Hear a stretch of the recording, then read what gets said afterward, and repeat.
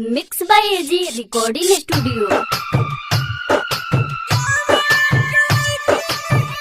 आप सुन रहे हैं एजी एंटरटेनमेंट की धमाकेदार प्रस्तुति। Mix by DJ Kanchan Raj, Hajipur Vaishali.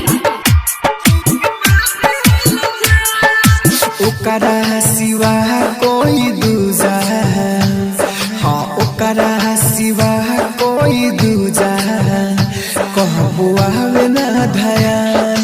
गावे के लड़किया जी के मानी ले जान, गावे के लड़किया जी के मानी ले जान।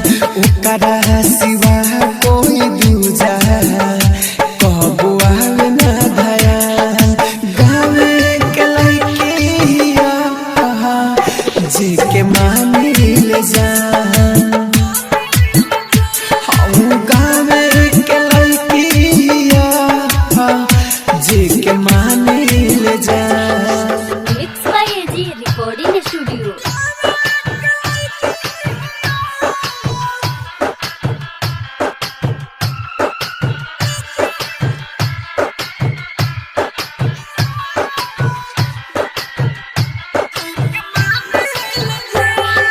Mix by DJ Kanchan Raj, Hajipur Vaishali. ओकर से नहता बा जन्म जन्म के हो,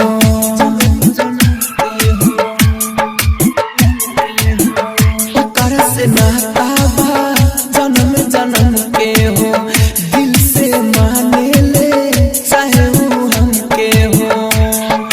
कोई कहाल रही बेहाल, ओकरा बिना भइल जियल मोहाल। एक पल ऐसे लगे महीना साल,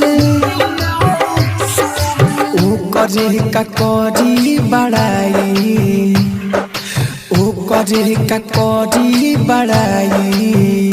साचो लागे चान, गावे के लड़किया जी के मानी ले जान।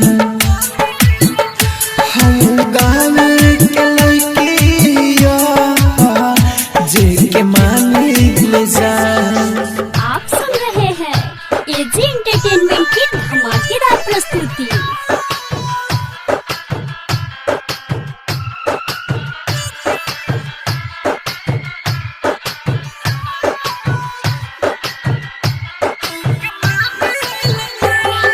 Mix by DJ Kanchan Raj, Hajipur Vaishali. हमारा बिना वो रह नहीं पावेले,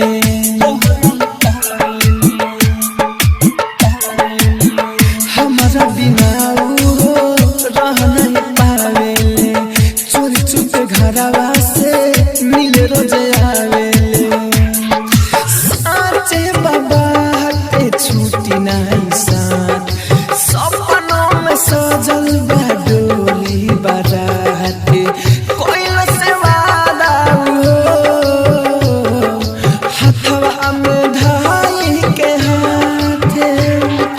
लकी अनिल सनदी, हाँ लकी अनिल सनदी।